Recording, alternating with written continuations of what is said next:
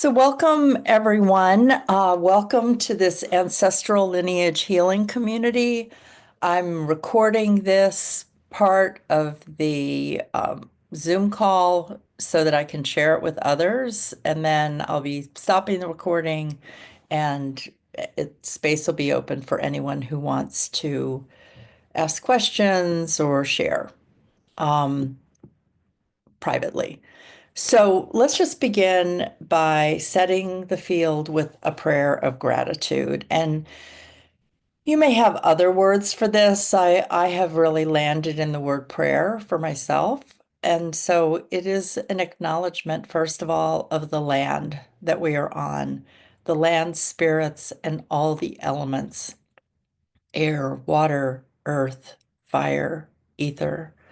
Just thank you to all the elements for being in our lives and for continually reminding us that we are part of nature and that we're mirrors for each other. We can learn from each other. And living in harmony with the spirits is one of the ways of cultivating that relationship.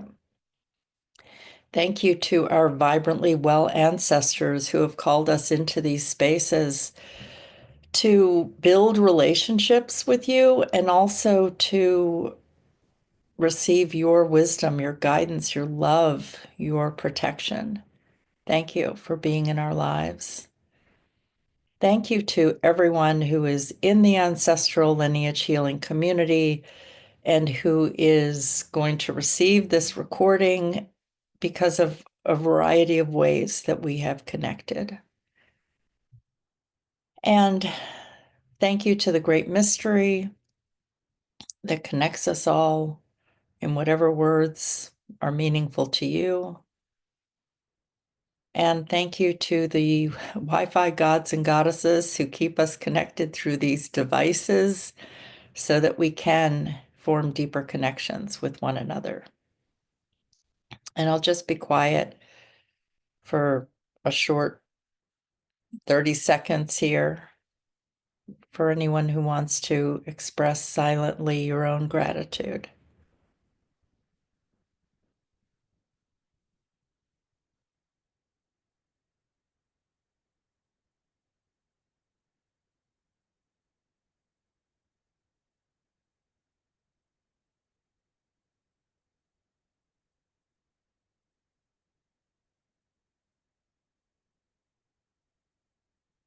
So with this simple opening, I say thank you, thank you, thank you. And so it is.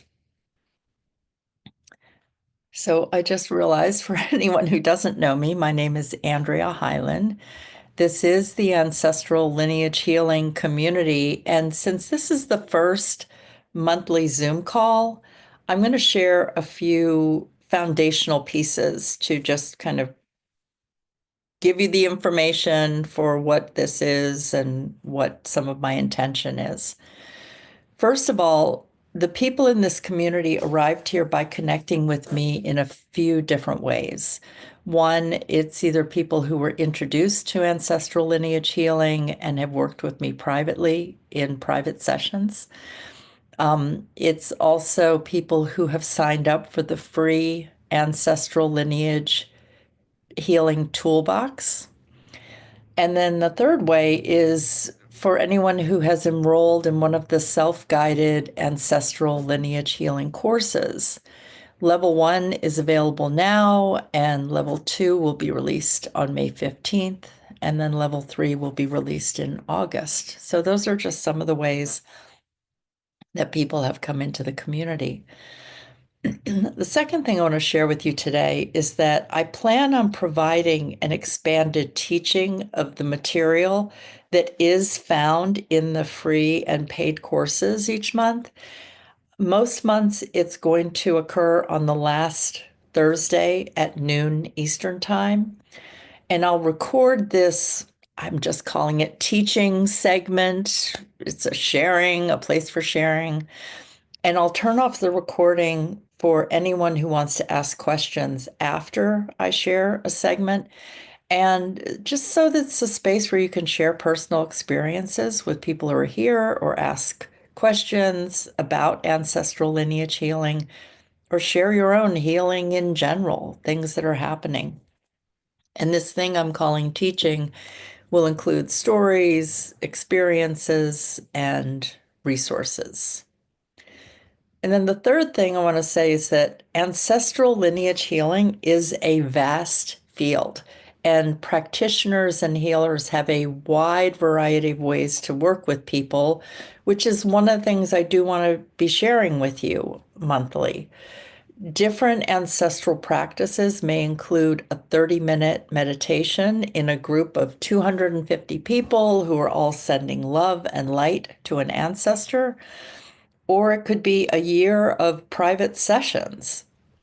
So, ancestral lineage healing practices can involve a day or days or weeks or months or even years.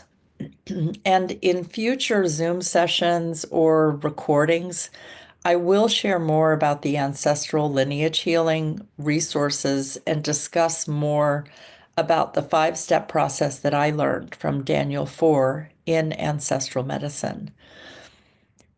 And so, to be honest, healing with my four grandparent lines, including building relationships with ancient ancestors, was about an 18-month process for me. Some of that involved private sessions with a practitioner. Some of it involved work I did on my own and allowing space during that 18 months for integration and digestion. And when I say it took 18 months, I'm always building relationship with my ancestors, with the well ancestors. And sometimes patterns of dysfunction will actually appear in the living.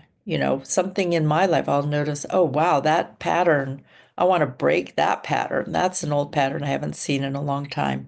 So, although I say it's 18 months, it's been 6 years of working with the ancestors. And so it's an ongoing process of growth. So, as I said, I will mention more about that five-step process in the future.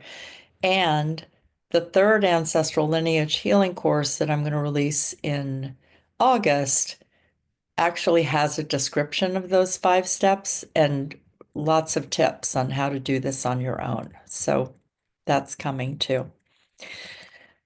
Okay, that's the foundational piece. So today, what I want to talk about is working with a protector guide to clear the energetic space. This is the practice that's in the free toolbox, and I go into a little more detail in week 1 of the level 1 course.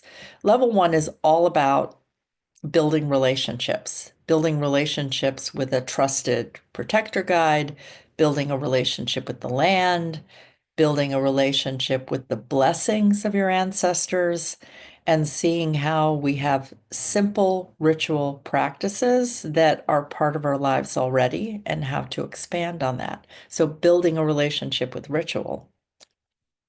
So, I'm going to describe this practice from my perspective and describe it in general. And then I thought I'd just lead you through the practice.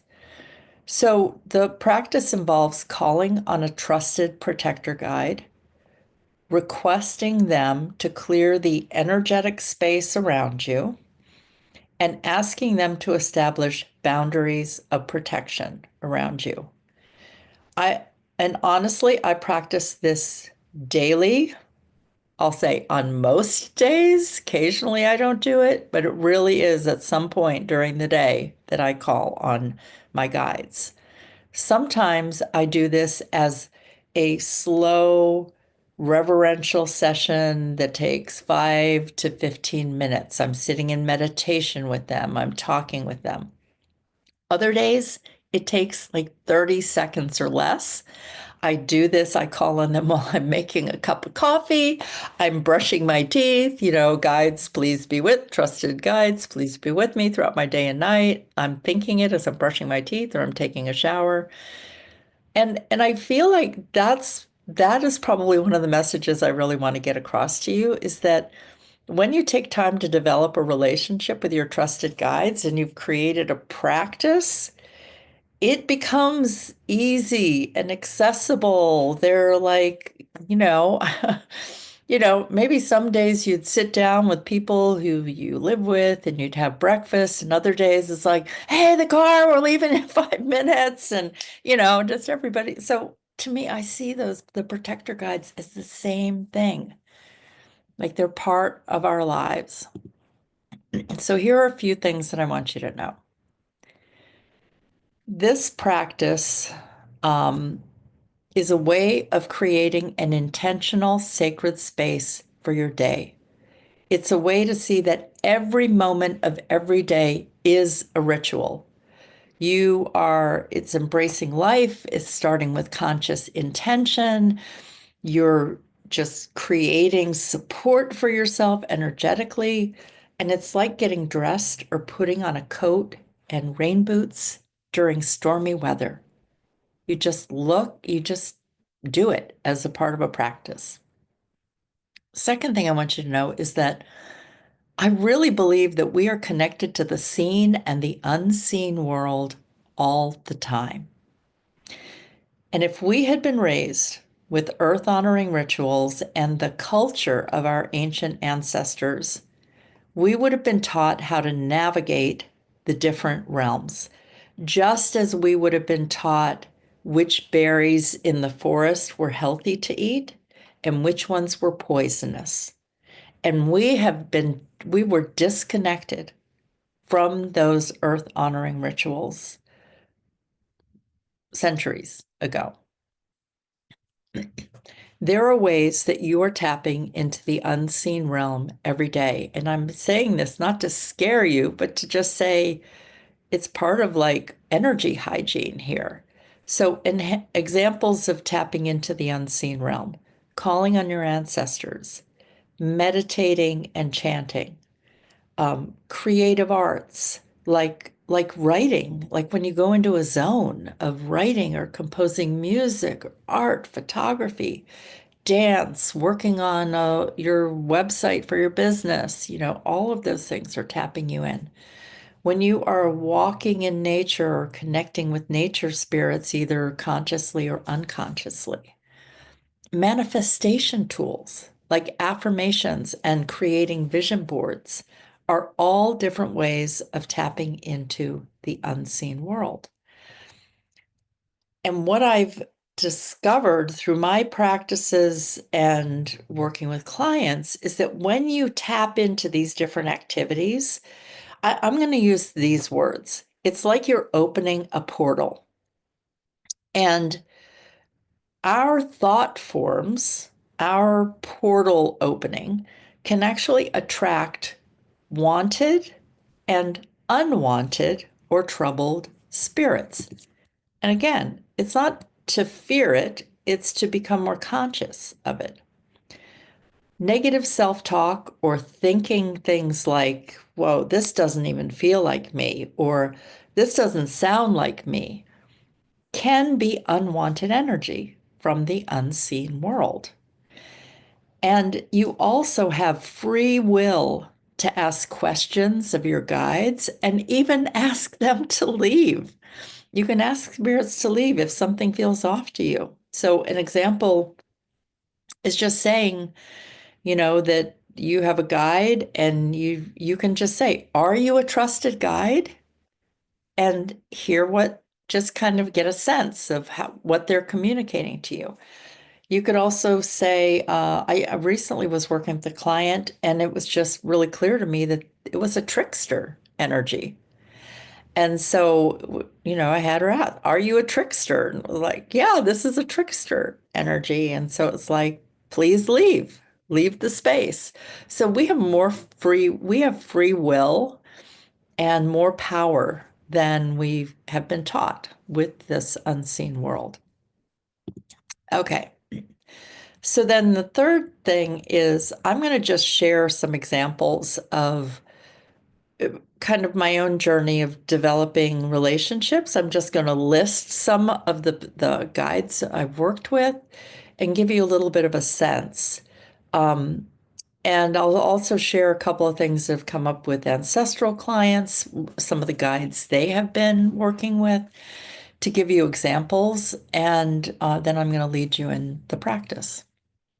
So, and just to say, this has been like a 50-year process for me as an adult of working with guides. So I'm going to share some, and it's not to like brag or think that, oh, you have to have a long list of guides you work with. One is enough, but this is my experience. The first memory that I have as a child was I had a guide I called the Friendly Lady. And she would come to me when I told my brother scary stories at bedtime, or when he would like be in my bed and the two of us would be, scary stories or trying to scare each other. And I would call on the Friendly Lady at a point where we were really scared. And she would arrive and she would remove whatever had frightened us. And then we felt really protected by her. So sometimes it's as simple as that, the way a guide has shown up for you. But then for me, beginning in 1976, which was kind of my almost 50 years now of working, deepening my connection to the unseen world, in my first meditation circle, someone named Michael came as a guide. And he later revealed that he was Archangel Michael, who I knew nothing about at that time. So I read about him and I began calling on him as a guide. And he has been with me through a lot of the ups and downs in my life. I have a group of guides that I call the guides, whom I call on during coaching sessions. And they just started appearing when I began coaching, when I was working with one of my clients. And they just started sharing these insights. And I could feel like, oh, that was good insight from me too. It's like they just started coming forward. And over time, over like, I don't know, 15, 20 years, I've develop this trust in the information that they share, and clients have validated that information or that felt right on. I've worked with Joan of Arc, Mother Mary, Kuan Yin, Mary Magdalene, Isis, Our Lady of Guadalupe, Lady of the Lake, Bridget, and Freya, to name a few.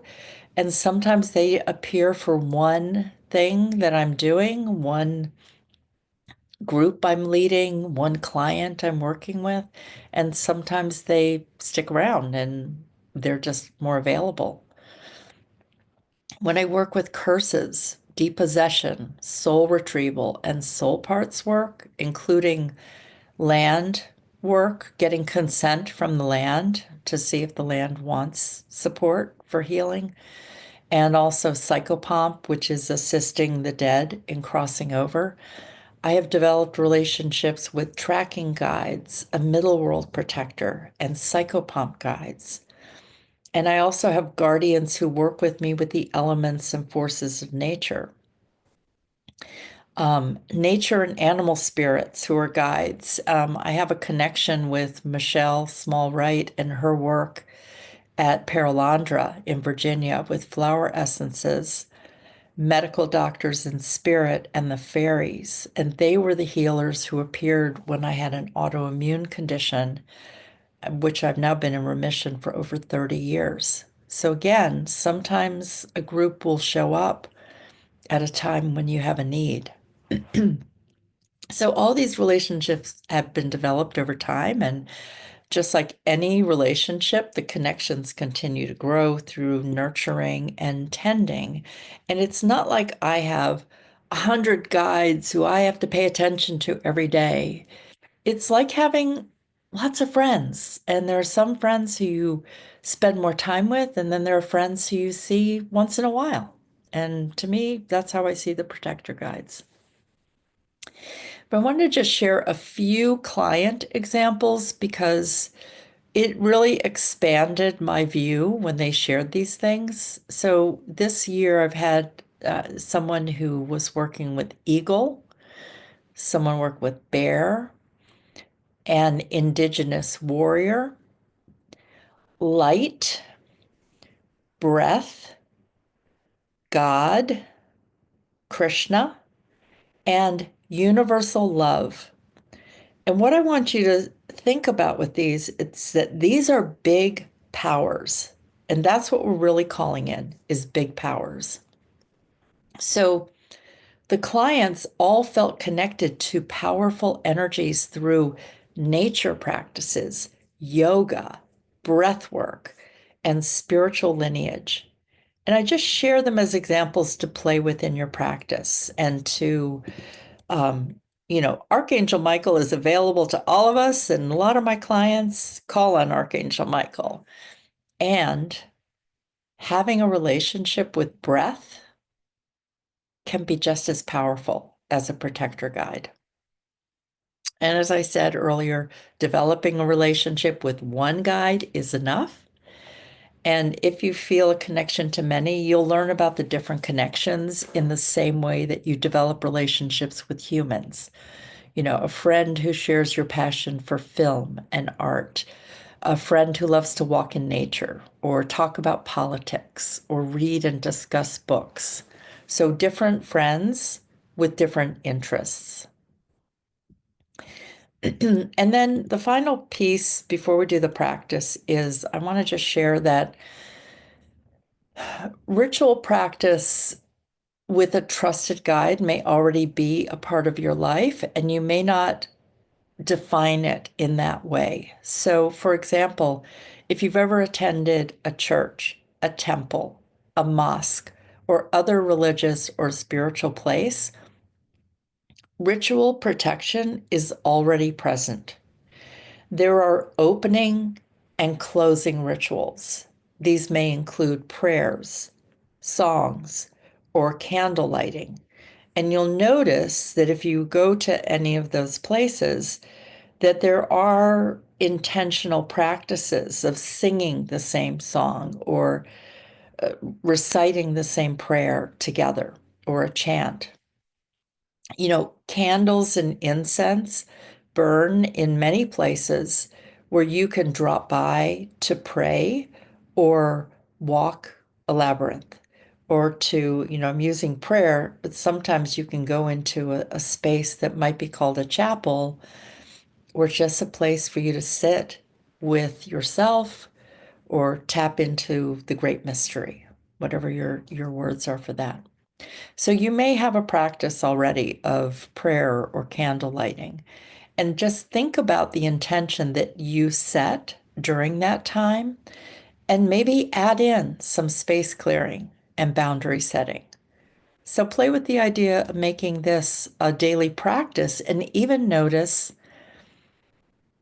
the impact it has on your life to have that practice. And I just thought of one other thing that I want to share is that there are times where we're in environments where maybe energy is being directed to us or we're picking up on a lot of energy. And all of a sudden you feel a wave of fear or grief or anger. I will call on my protector guides and ask them to please clear the energetic space around me and to reinforce the boundaries that I've asked them to set for the day. And partly it's not to bypass all those feelings of sadness, fear, anger. It's to clear out of my energy field something that is not mine. And so when the space is clear, then I have more of a sense of, oh, I'm having this sadness because, or maybe just even acknowledging, I don't even know why I'm sad. I just feel sad today. But at least I know it's mine and not someone else's. Okay, so we're going to do the practice, and I forgot to say I do welcome any kind of questions or experiences in the chat. And after I lead this practice, we'll also, turn off the recording and just see what's happening. So I'm actually going to turn off my video, and feel free to leave yours on or turn it off, but just as a way of even like going within even more. So just taking a breath.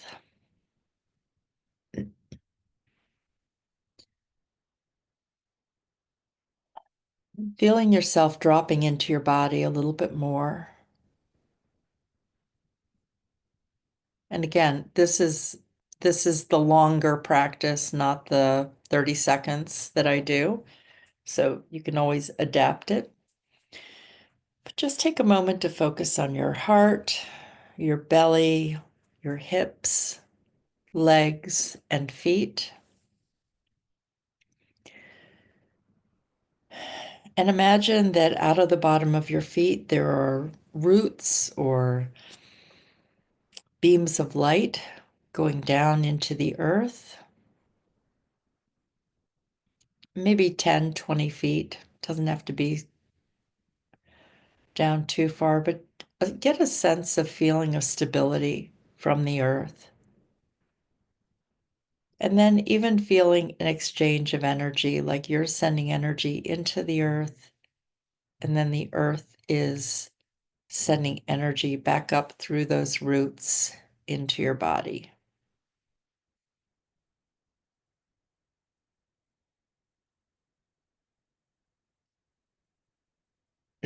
And then focusing on your heart, throat, third eye, crown chakra, and focusing about 10 or 20 feet above you into the eighth chakra, which is a realm that has the Akashic records, our ancestral lineages, connection to the ancestors, and to the archetypes, the blueprint of who you are in this lifetime. And for those of us who believe, more than one lifetime.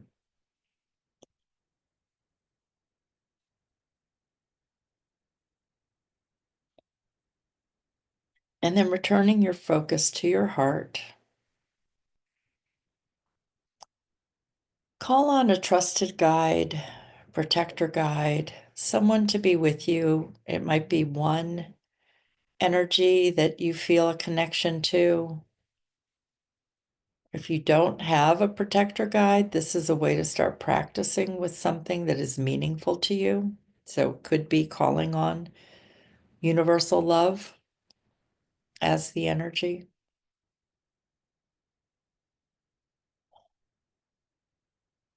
And then whoever is present, whoever comes present, ask them to please clear the energetic space around you. The energetic space in the room in which you're sitting.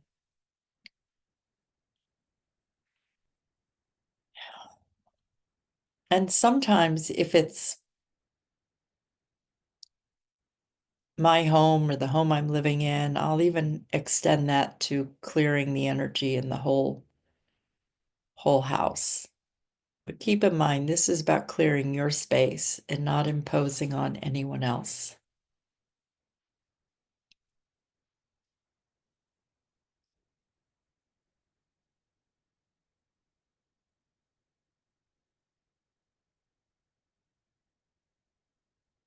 And then ask them to set up some boundaries of protection.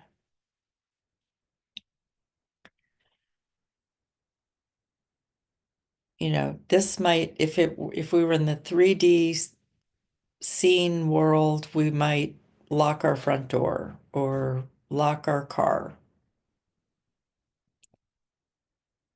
Just a way of putting some protection and boundary.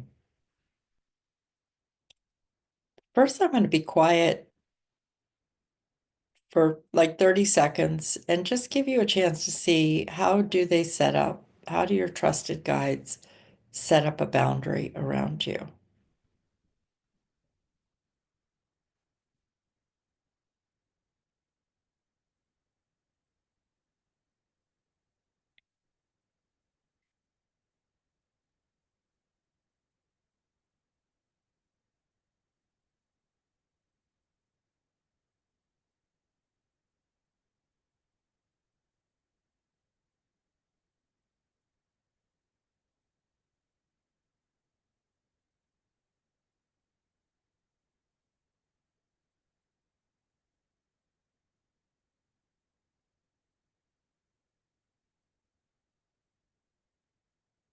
And now I'm going to give you an example of one of the ways that you can call on this energy with the support of your guides.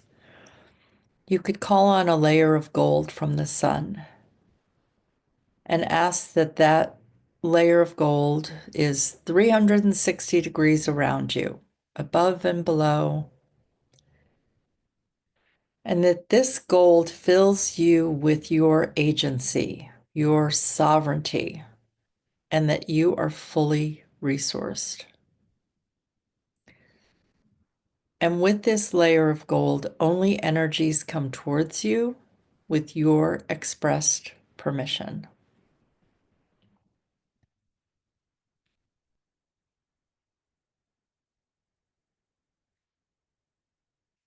And then call on a layer of silver from the moon to wrap around the gold. And this creates a reflective quality so that any unseen or even seen living person who looks at you, they receive a reflection of themselves back.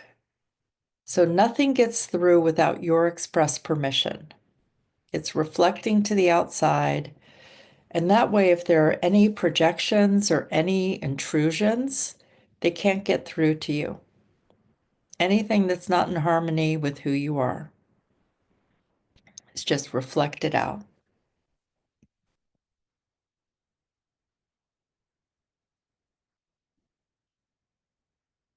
And then the final piece is from the earth, a layer of iron wrapping around the silver.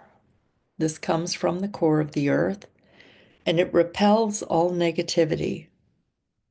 It's a grounding energy, and it helps to purify and transmute all negativity.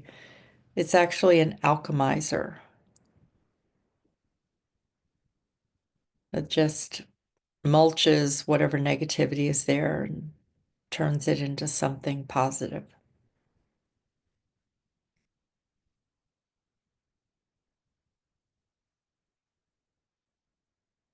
And then when you feel complete, just thank your trusted guide for being with you.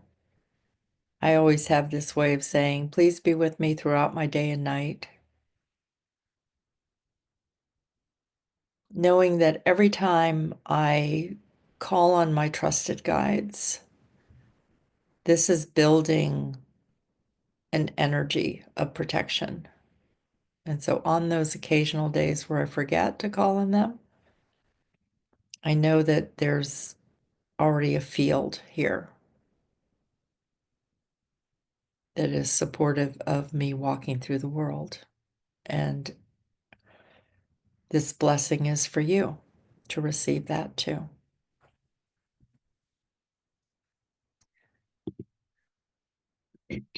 So this is complete. This sharing, my thoughts and the practice were complete for today. And I'm going to stop the recording and then open up to any questions or sharing and all of that, but that won't be on the recording, at least not this time. Okay, thanks everyone.